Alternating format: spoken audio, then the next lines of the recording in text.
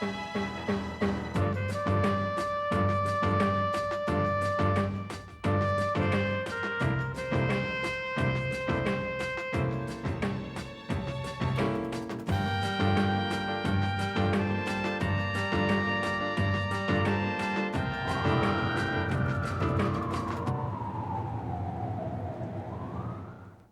is Crime Stories. I'm Richard Belzer.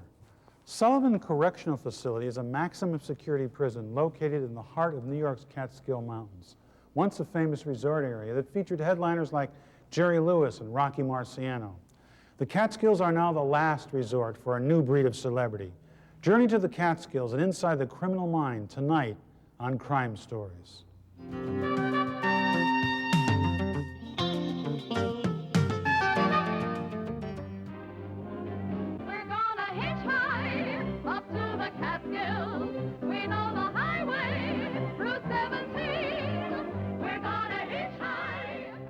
We deal with people who are notorious to the populace. They've committed a notorious crime. I'm responding to your letter regarding an interview with inmate David Berkowitz. It's been broadcast on TV, the news media, the trial and whatnot, and people have paid attention to it. Monday would be fine, yeah, there's no problem with that at all. We'll get the photographer in, let him do his thing, and then we'll have him escorted out and leave Mr. Johnson to go ahead and complete the interview. Does that sound good? Okay, good enough. These people have very popular names. People, you mention the name and people instantly know who you're speaking about. My name is David Berkowitz, and I'm doing consecutive life sentences totaling more than 300 years. I've been in prison just about 22 years now. When I was young, I was enthralled with all these kind of horror movies and satanic movies, movies like Rosemary's Baby, and all these things somehow captured my mind. I would watch them over and over. There were times when I couldn't cope. I was like drawn to the darkness. I lived inside of a closet. I stayed a lot of hours in a dark closet. I feel that Satan had deceived me. I truly believe that there is a devil, and he was, at that time, I believe he did capture my mind. I believe that he took a certain amount of control over my life. When I first came to prison, I was very self-destructive and very suicidal. We do have here at the Sullivan Correctional Facility what's known as an ICP unit, or an intermediate care program. The intermediate care program is designed to assist inmates who may have psychological difficulties. I wasn't coping very well. I was trying to bang my head against the wall and do all these crazy things. It's just like a bad nightmare. And anyway, they had a court hearing and deemed me temporarily insane or whatever. Berkowitz recently resumed working for our unit as an inmate program aide. They're essentially almost therapy assistants.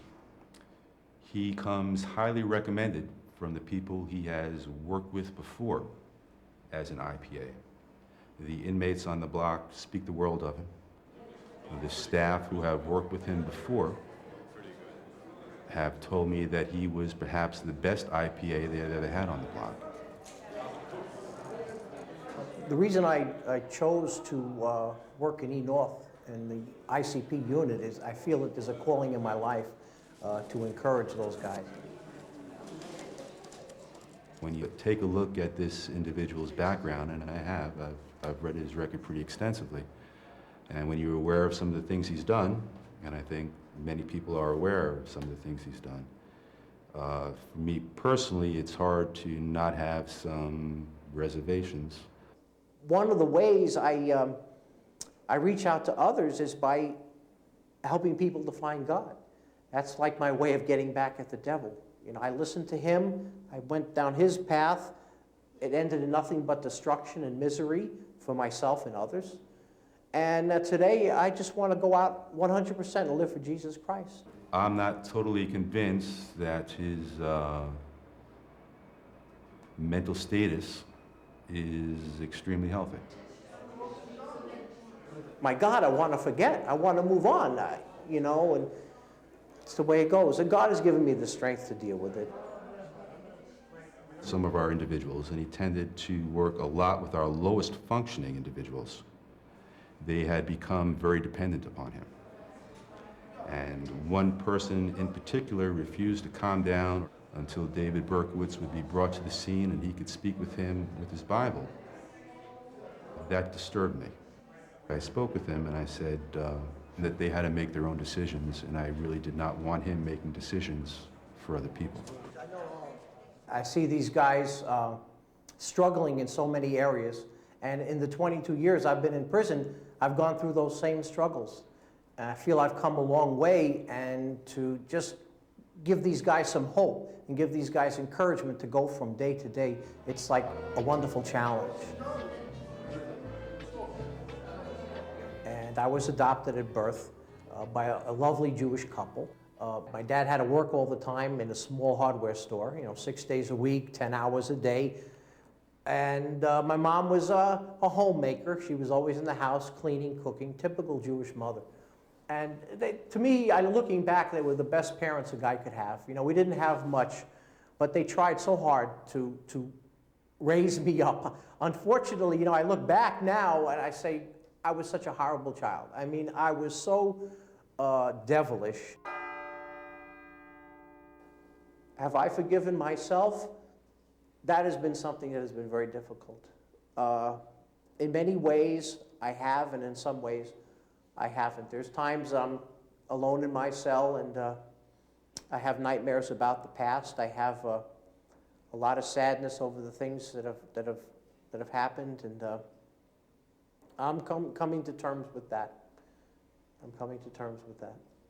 You know, it wasn't a happy life.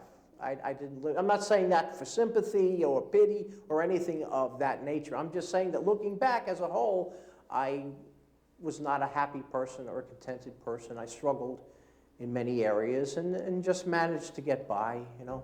I didn't do too good in life. Met a guy in Albany, and one night we got into an argument and a fight, and a knife was pulled. He died. So I got sentenced to 25 to life in prison for that.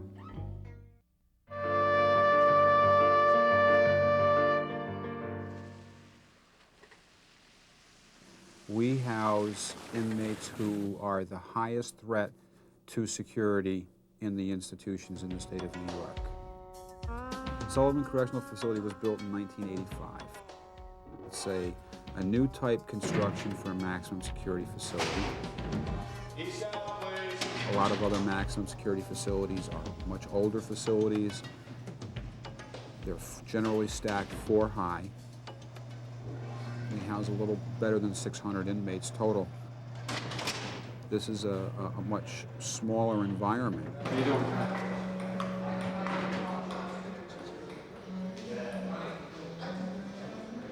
Okay, we're going to have a little community meeting today. ICP stands for Intermediate Care Program. Everyone ready? One of the goals of ICPs is to improve the level of functioning of these mentally disturbed offenders. You know how people are in here. They're on medication, and they're very shy. A lot of them don't come out of their cells, to communicate with nobody. The psychiatrist knew my records, and COs and everybody knew my mental status and my criminal record. And I'm just glad I wound up in Sullivan here, because I heard so many things about, horrible things about some other places, but they know just who belongs in this facility. How you gonna carry the camera? We do not attempt to treat the entire prison system. Our mission is to treat people with serious and persistent mental illnesses. One of their demonstrable behaviors to get in there is that they don't do well in general population. I got a very long psych history. I've been in and out the hospitals a long time, so this is why I'm here. We help with like the low functioning guys. I'm supposed to be like their battery, their motivator, you know. Sometimes we have coffee and cigarette. We just sit it there, get it the car, we play by ourselves. So they don't have nothing to do, so we show them coffee and cigarette, bring them to the table, and we stop playing. I want to go home. Got a lot of pressure on my brain being in here, you know. Well, I'm one of the youngest in this jail. Everybody else is older than me. You know, they look at me as like the kid. I never listened to my mother. Well, I robbed, I stole from them, I stole from other people. I was just a problem child. I've been locked up since I'm 15 years old. Sometimes I can't take it. Prison's not a happy place. I also find that prison itself is its own little, very, very interesting society. And I think if people came behind the walls of a prison and spent some time there, it's like its own little world. Met a guy in Albany, and one night we got into an argument and a fight, and a knife was pulled. And he threatened to kill me, and I tried to defend myself. Kind of a corner cell. It's a little bit more private than some of these on the open gallery because you have less people going by. And so I stabbed him a couple times, and he died.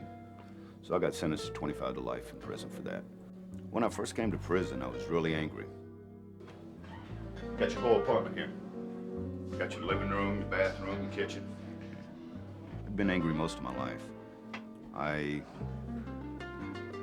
was hurt, confused, didn't really know what to do. And I started suffering from depression and anxiety. I probably had it before, I just didn't know what it was. I thought I would start by asking you to tell me one word which describes you as you are today.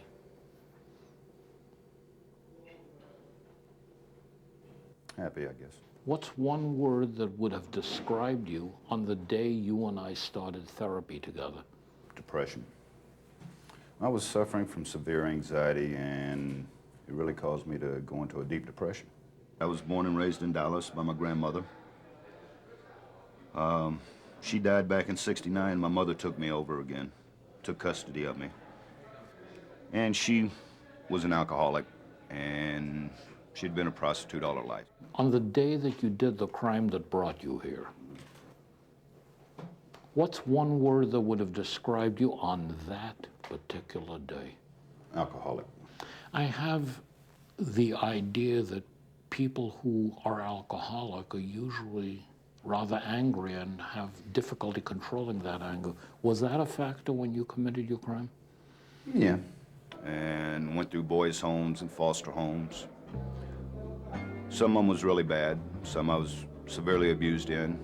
But there was one that was really beautiful that, you know, I loved, and I was only allowed to stay there like 2.5 months, I think, because my mom found out where I was at, and she tried to blackmail the family. It was anger from my past. And were you feeling angry at the person against whom you committed the crime? Well, sure. I felt angry against everybody. I got convicted. He's, you know. Now, if that argument were to happen today, let's say between you and me, what would you do inside of your mind to stop yourself from attacking me? I'm not really sure. I noticed to several of the questions I've asked, I've noticed you've taken a time before you answer. I noticed that impulsivity no longer seems to be a part of you. I haven't thought about that, but it's true. So, for example, could you, for example, when you felt angry, say to yourself, hey, cool it, Tux? Sure. That happens to me now. What do you think it might take for you to remember about that kind of a sentence when tomorrow somebody up there on the block gives you a hard time pointlessly? I would probably laugh about it and just turn around and walk off. A lot of times people wonder about doing therapy in prison. You know, it seems like a very strange place to be doing, you know, a therapeutic process. And certainly, you know, I think all Americans, and myself included, are fascinated with the criminal mind. Personally, I do not believe there is such a thing as a criminal mind. There definitely is a criminal mind. There's a prison culture. There are psychopathic individuals. There's definitely a person who doesn't have a conscience, who doesn't learn from their consequences, they can do the same thing over and over again, that doesn't have feelings for a victim, who doesn't have feelings for the acts they do, even though they know they're wrong. The only level of morality that they manage to get themselves up to is the point of, if I do it, will I get caught? And there are some people in prison who I sincerely hope never make it out of prison. And then there are some people in prison who I really wouldn't mind living in my community. And after killing one human being, myself, it really affected me. But after the fourth one, I started to like it.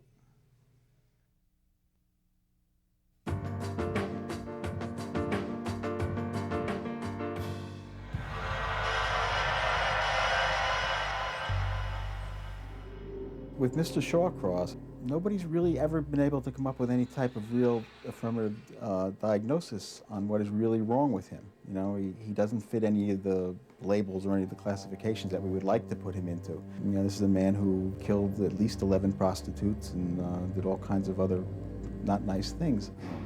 Difficult guy. He's a puzzle for all of us. We say he's a serial killer, and that's where we kind of leave it. I'm different than a normal human. Anything in your pockets or anything you want to talk A normal human is a 46XY in male, 46XX in female. I'm a 47XYY. Do you know what a 47XYY stands for? That's predominant male. A predominant male is an outcast. That's me, an outcast. This triggers something inside my body that when I get angry, I get stronger and things start happening to me. I'm sure you've signed these before. 250 years to life, is that what? Yeah, I get 8, 9 in, I'm getting short. I got 242 to go. 242 to go, okay. That's a long time. Obviously, you're gonna spend the rest of your life here. So when you run into like another serial killer in the hallways here, you have nothing to do with him? Well, well, like David. Mr. Berkowitz, you know, I see him 2 or 3 times a week. I speak to him, and I'm respectful, but I feel different from him. I Okay, don't that's interesting. have myself in the same category. I don't understand when you say category. He uses a weapon. Okay. I used a different kind of weapon. What do I need a weapon for? Use your hands. My weapon is right here. I know every pressure point in the body. I can put you to sleep. You know, I can numb your whole body. I can kill you with 3 fingers. He's in here for crimes that other prisoners often don't like. He could get easily hurt in prison. That's the type of things where people would isolate him and could possibly attack him. So he puts up that big wall that he's strong, but he doesn't want anybody messing with him, and it works for him. He's hadn't had any problems at all. I'm mechanically inclined. I like that nursery rhyme. I'm butcher, the baker, the candlestick maker. I've done all that. And I'm a good cook. You're an artist. I've done John Wayne, Elvis, Diana, Charles Manson, Jeffrey Dahmer. Many years ago, you brought me down a picture of Teddy bear. a teddy bear. And to make it even more interesting, the following week you brought me a picture of a tiger. You know, there's something going on here. You know, who is Artie? Is he the teddy bear or is he the tiger? Or is he both? Both. He's both. Both. I don't believe this guy is suffering from a dissociative disorder where he's 2 different people, but I believe that there's 2 different entities to him. You know, there's this nice, kind, gentle person, and when something sets him off, the tiger comes out. And a lot of his energy goes into keeping this tiger locked up in its cage. And yet there seems to be another side of you. Can you tell me a little bit about that? That other side of me, people don't want to see. I don't even want to see.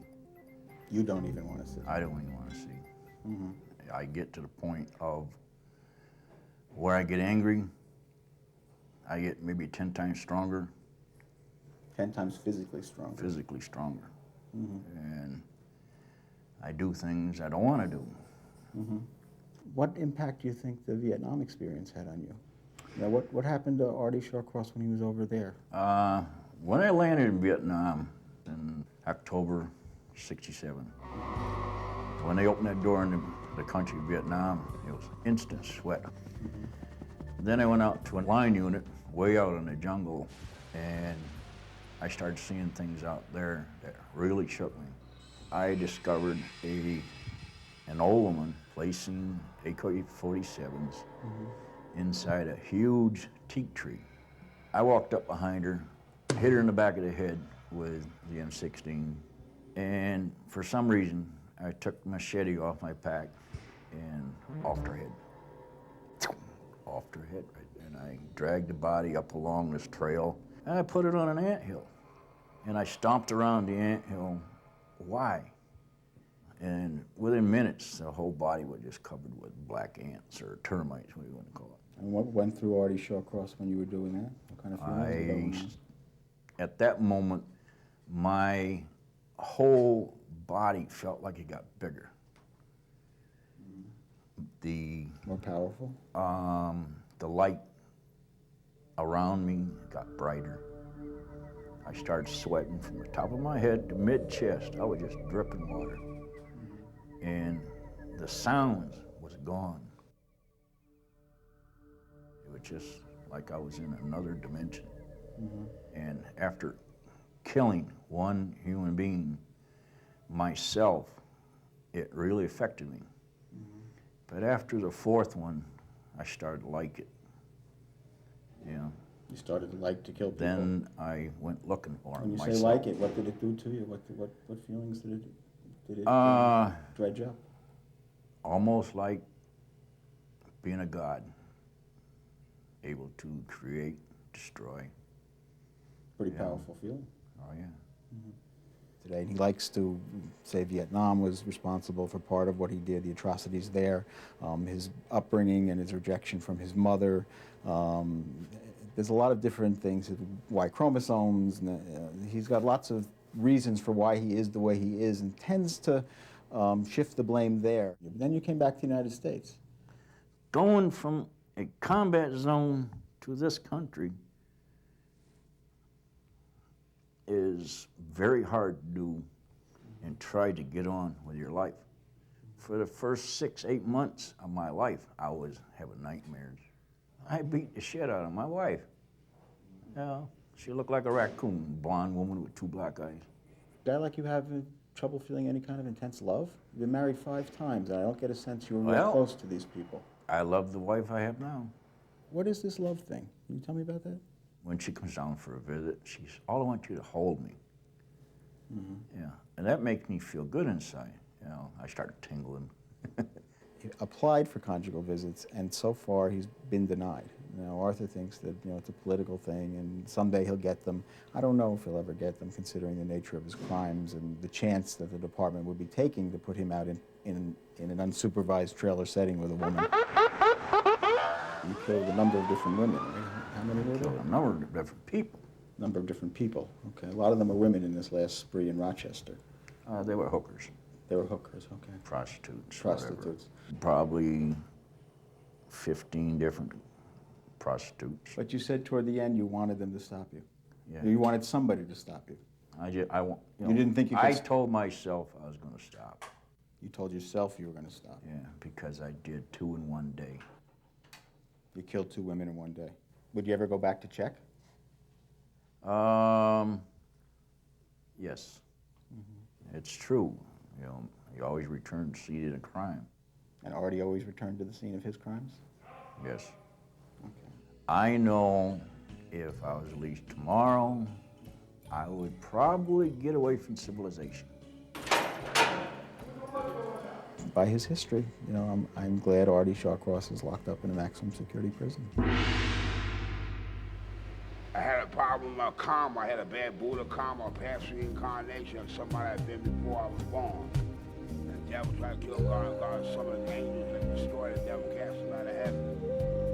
The explosions up there called Big Bang. They create life up there 24 hours a day.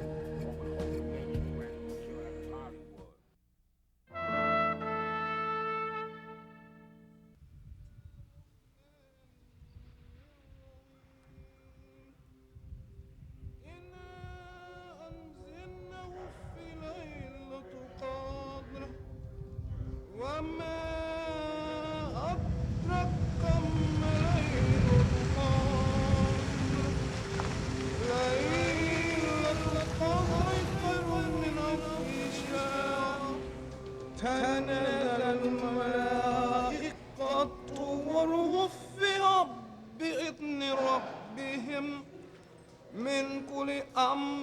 The overwhelming majority of inmates in ICPs are there voluntarily.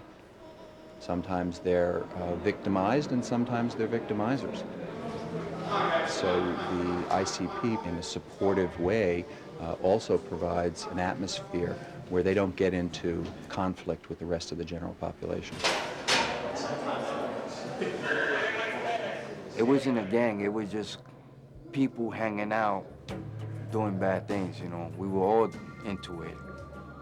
We was young. I came in here when I was 21. I'm 33 now. And all we was thinking about fast money. On my spare time, I pick up ice cream stick. So I start building jewelry boxes. I caught my crime as a robbery, but it ended up to a homicide. It wasn't meant for it to happen, but it happened. And when it happened, it made me think, you know, afterward, what I done it was wrong. Didn't realize I had this talent till I came here. Almost ready to go home. I'm afraid, but I didn't knew it was gonna be this way. It was gonna end up this way. Now we locked in for the count.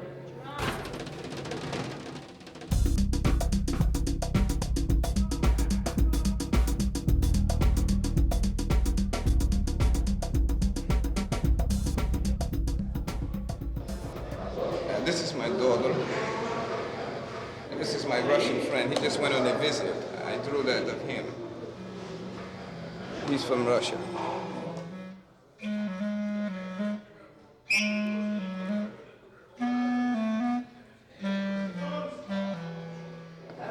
I couldn't really go through all the details, but all I could say is that somebody was trying to kill me, and I had no choice but to defend myself.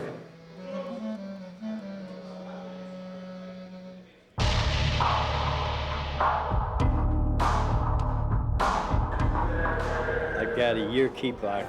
You're locked in yourself for 23 hours out of 24 hours a day. I'm Ronnie Sawyer. Now and then I just can't get down with the Nancy Reagan program, and I pick up a joint now and then, smoke it, relax at night. It's not like I do it all the time, but when I do, sometimes I get busted and I pay the penalty. I was very immature back in my days. I was married. If I'd have been a fraction of the man that I should have been, I would not be here. I would still be here with my wife and my kids. I'm very emotional about that. I have not seen them in 22 years, and I love her more today than I ever have in my life. I didn't start painting until I came into prison. I got 25 to life for murder. I'm very remorseful about. I'll tell you this, when I'm painting these here, I don't think of anything else. This is not just what I got. I got a year keep lock, but I also got 3 years no packages, 3 years no commissary, 3 years no phone calls. It's not worth it. Maybe I get back together and I'll treat her like a queen for the rest of my life. People generally aren't willing to change until they hit a real bottom in their lives. It's kind of like until the pain outweighs the fear of changing, they're not ready to do anything. And oftentimes we find people that are really ripe. They've really hit the bottom here. Tell me something that, for example, you can do after you leave here, something that you can actually do with an inmate whose name I'm not going to mention, but with whom I know you've been working with. I help him out with things like sometimes when he comes out of his cell, he's afraid to go down into the line to get food. I'll either walk down with him and take his tray, get his food for him. I get him to clean up his cell, get him to feel a little bit better about himself, and I get him to smile. Mm-hmm. Plus, I also get him to eat things he didn't do when he first got here.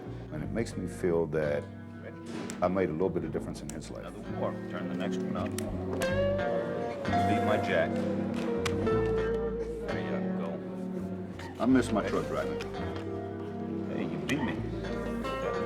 I kind of had a free soul, I guess you could say. My Jack. And I write a lot of poetry. There was a time, do you recall, a happy life we both knew? Did you forget my promises? Do you know they're still true? There you go. I'm 11 and a half years down now. But I'll still be pretty young. I'll be 50, I think 53 or 54. It takes a long time to learn how to play this. I've got plenty of time to learn how to play it. I am going to get out of here, one way or another. I told my wife, I told my kids, I ain't doing this time. I commit suicide. Explain. What's there to explain?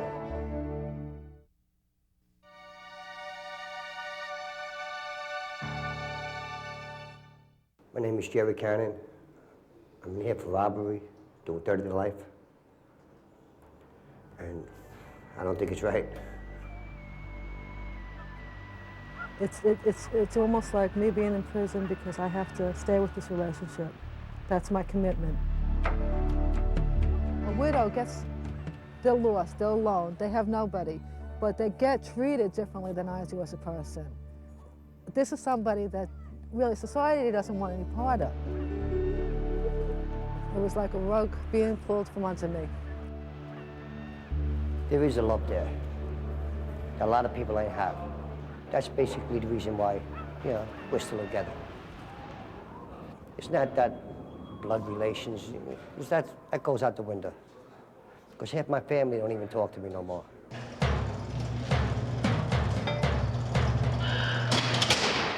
This ain't my first time in jail. It's my third offense. And nobody ever got hurt. Anybody I ever robbed. I know people that's in here for 2, 3 bodies ain't got the time I got. He was trained almost to do this, and he had not real skills. I can't say that Jerry has a lot of skills, but this was some form of making money that he was used to. It was comfortable. I do mostly payrolls. Corporations going to the bank. I usually get tips from friends of mine.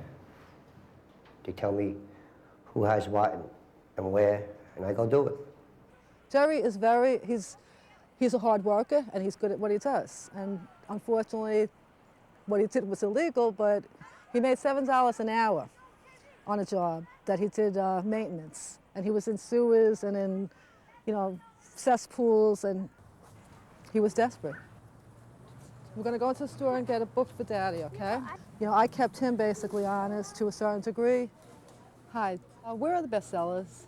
And he, showed me what the real world is like, because people aren't honest in general. It's a matter of using a gun and doing it, or being behind a corporate office and doing it. To see the bestsellers. Yes, I do use weapons, but I don't use them on people. I use them to scare people, that's all. Jerry and my relationship would have turned out a lot differently if he was a violent type and that he did hurt me or did do anything to make me afraid. He never brought anything of that home. One of the crimes I'm in here for now is for a UPS truck. They said I robbed it, me and my brother. We went to trial, we lost. But this is one of the crimes I did not do. He needed a lot of money. He needed to support his family. And it wasn't a lot of money, but if he did think he was getting arrested, and if he did think that he was going to leave us, he wanted some kind of security for us. Hey, you ready? When I look at JP, he was always a constant presence, and is a constant presence of his father. The reason I loved him, I don't think I would be able to say that if JP wasn't there, because I don't see Jerry all the time, and it's easy to have doubt. But that's my anchor. He anchors me and makes me realize, why the reasons that I did fall in love with him. Hello, kids. Personally, I love the trailer visits. It's like being home for 2 days. You get away from all this. You get together with your wife and kids for 2 days, and you can't beat it. You bring the food, and you're there, incarcerated for a weekend, but that's that's fine. That's the point of it. I get the trailers once every 4 months, they give them here. And it's a long wait, but, you know, it's worth it. The last time I was up was right after New Year's in January.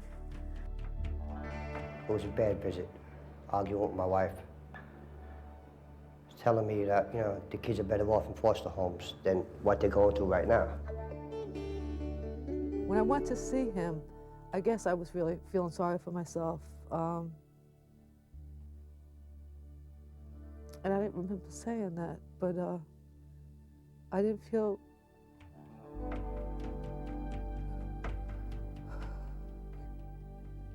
like I was a good mother.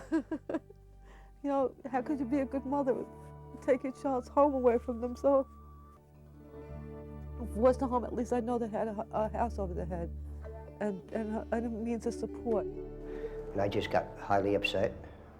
Took a piece of razor that I had, and I just started cutting myself. It's a terrible thing to say to somebody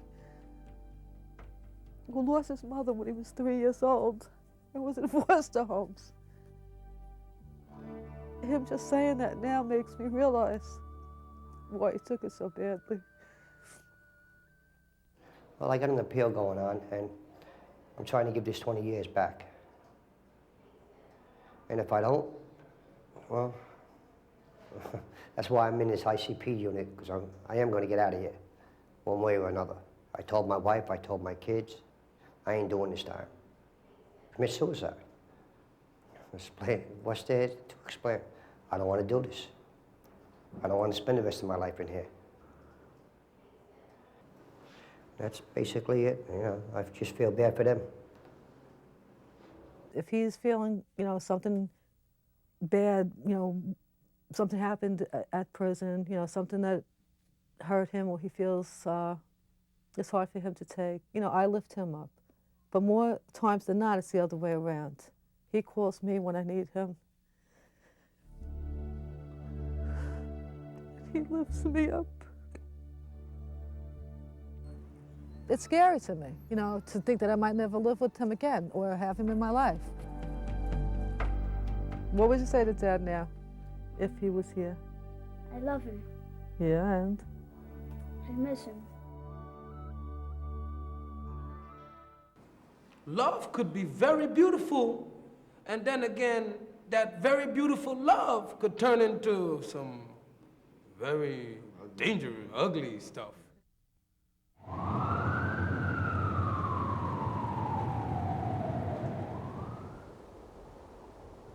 The object of this exercise is when I call a fruit, everybody who's that fruit has to get up from the chair that they're in and find another chair. Banana. It's just amazing how these grown men can get into playing a game. Fruit basket. Banana. Fruit basket. My name is Mary Ann Burke. So I'm going to call apples and bananas. I am the coordinator for Alternatives to Violence Project. AVP, as we call it, started in 1975. Apples and bananas. From going through this workshop, they see the ways they can help each other. You know, communication is the major thing we work on. When somebody does me wrong, like steals something from me or hits me or whatever, I will never hesitate to stab or shoot that, excuse my language, son or bitch, because I do not tolerate any kind of abuse, whether it's sexual abuse, physical abuse, or any other kind of abuse. The next thing that we're going to do is adjective name. So I'm nutritious nurse. Now I'm going to ask you to use either your first initial or your last initial in your last name or your first name and give us something positive about yourself. Kind Kip. Cass Clay. Justice Jones. Warm Warren. Sergio. Joking Joe, because I'm always joking. Magnificent Billy, and I find that... Wait a minute. Are you using Billy? Yeah. Because we need a B. Oh, Magnificent Billy. But that's a M. Billy? Listen up. I want you to stop telling your partner all the good and positive things about yourself. Understood? I like to care about people. That's not a good thing, though. Let's stick to good things. Good things. Yeah, sure. I like to care about people. Care about. Yeah, I didn't say kill, I said care. Okay. I see my partner here, Richie Rich, in the yard, but I never knew, man, that he was that deep up here, you know? I'm in prison for murder. I made a big mistake in my life, and I'm paying for it dearly. I'm doing 25 years to life. It was stupidity. Went to a party and confrontation about paying to go in. I felt like, who are these guys to challenge me? And at 18 years old, you feel that, you know, you can rule the world. Nobody can tell you nothing. The program is called Alternatives to Violence Project, and the question is simply going to be tossed out to the group, what is violence? Cash Clay? Abusiveness. Abusiveness. Anger and hostility. Toss it on out. Physical harm. Physical harm. I was convicted of murder and rape. I'm doing 37 and a half to life, and I go to the parole board in December of 2021. Cruel joking. Cruel joking? It wasn't a question of keep my anger inside. It was more of a problem of not dealing with anger until it bottled up, until I exploded. And it was always misdirected. It was always aimed at the wrong people. Television violence. Television violence, TV violence. We deal with something called iMessage as a way of expressing anger in terms of my feelings, helping me to look at it in terms of this being my problem that's making me angry. Starvation. We're going to talk about what is nonviolence. Anybody want to toss any words out that are nonviolence? Love. Love. Gentleness. Gentleness. What do you think when you look at these two lists and we try and ask the question, what is violence? What is nonviolence? Coming up with an answer is difficult, hard, easy, clear, not so clear? Come on, Rich. Well, it's like the good is in the front, and it's going forward, like love and peace and community. That's what you should aim for. And the bad part is in the opposite side of the board. It's like greed and selfishness. That's what you should leave behind. Did you notice that some of the things ended up on both lists? Did anybody spot that? No. My point is love. Love could be very beautiful, and then again, that very beautiful love could turn into some very dangerous, ugly stuff. I think the question I'm trying to ask is there an easy answer to what's violent and what's nonviolent? Because some of these people just don't really understand it. You know, we have a building full of a lot of people without a conscience, you know, instilling some type of morality and instilling some type of conscience. It's not an easy thing to do. We hope this opened your eyes a little bit. There's no simple answer to this question. A large majority of the people that come to prison are still operating under a system of denial that the world is wrong and they're right, you know, and it's not an easy thing to break through. It used to be that people in neighborhoods seemed to know everybody and took care of the neighborhood and were well communicating. They knew when a stranger walked down the street, even in Harlem. Well, you could leave your doors open. Can't do that today. Nice meeting you. Yeah, God bless you. Always somebody or something always come along, whisper in your ear, and things just turn out all right. You take 2 giant steps forward.